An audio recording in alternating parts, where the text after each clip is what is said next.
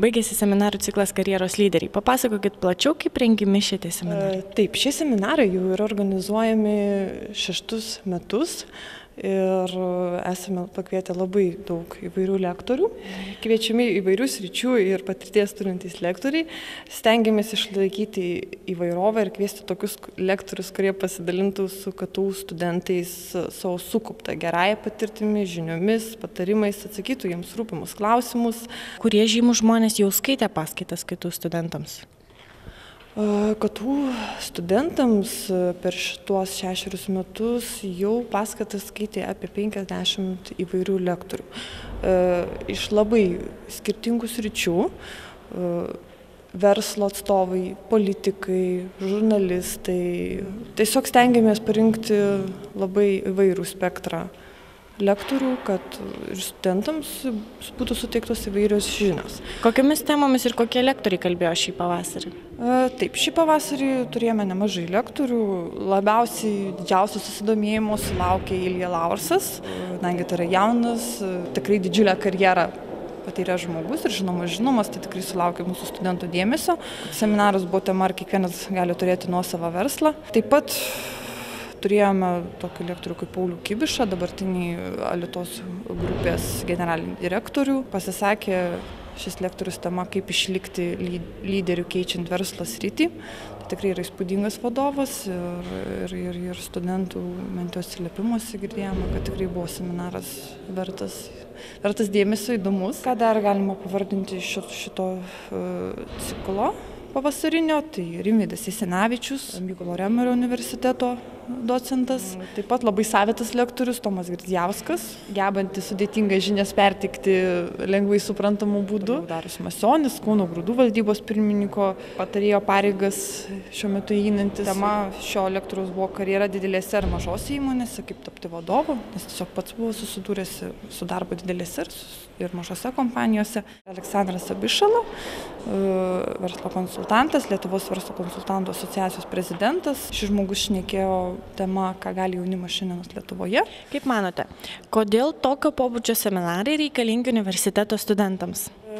Tokio pobūdžio seminarai yra tikrai reikalingi mūsų studentams, nes ir patys studentai teigia, jog šalia įvairių paskaitų, teorinių, praktinių, šie seminarai suteikia kitokių žinių. Tiesiog išgirstas žinios, tas visas pasidalymas lektorių savąją patirtimi, karjeros keliu,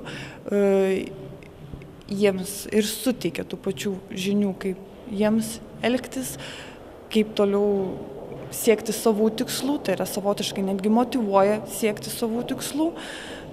Ir tikrai iš studentų pusės jaučiame visą susidomėjimą ir norą atvykti į šios seminarų ciklo seminarus, nes tikrai kiekvienas yra kitoks, kiekvienas yra savotiškas, nes ir žmonės yra skirtinga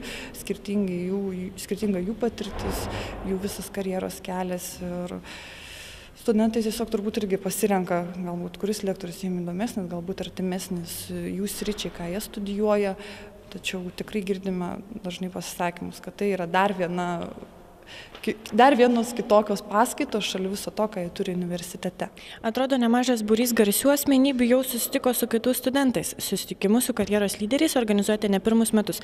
Kaip sekasi prikviesti vis naujų žinomų veidų? Sėkmingų ir turinčių geros patirties žmonių yra tikrai labai daug. Galbūt vieni yra mūsų visuomeniai labiau žinomi, kiti galbūt mažiau, bet tikrai tokių žmonių yra labai daug. Tai kaip ir minėjau, mes turėjome jau per šitos visus metus apie 50 skirtingų lektorių ir tikrai dar matome jų daug, kad tikrai būtų galima pasikviesti, nes pas mus Lietuvoje tikrai yra labai daug, ne tik Lietuvoje, galbūt, nesakau, žiūrime ir į kitas šalis, yra tikrai daug žmonių, kurie savo srityje yra nuveikę daug didelių darbų, pasiekę vadinamosios savo karjeros laiptelių ir tikrai, manau, dar turėsime ką pakviesti įdomaus, yra įdomių lektorių, kurie galėtų pasidalinti tą savąją patirtimi ir, kaip minėjau, kiekvienas seminaras yra kitoks ir tikrai iš kiekvieno galima kažką pasimti, nes ir žmogus yra kitoks ir jo kelias visas ir jo žinios sukauptos yra vėl